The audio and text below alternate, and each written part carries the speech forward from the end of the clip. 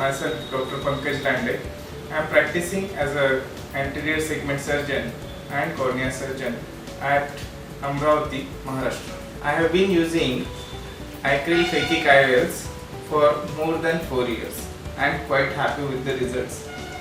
I have used other company Phakic IOLs, national and international also.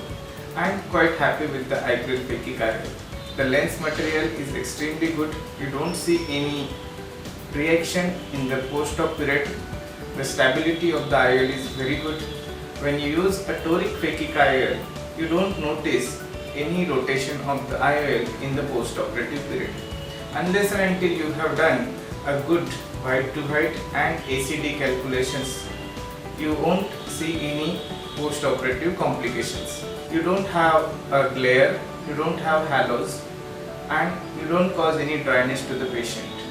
It is slightly less traumatic procedure compared to LASIK.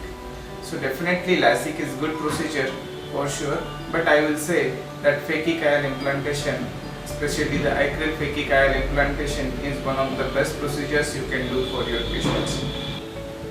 It is one of the best procedure to be done for patients who drive at night.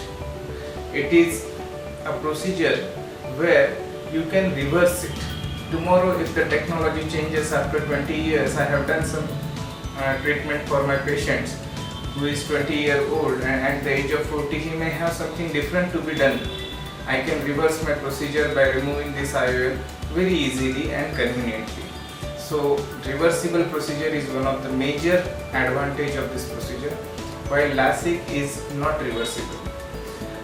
And we always have seen the incidences of post-LASIK ectasia, which is not a question in case you have implanted a Phakic IOL.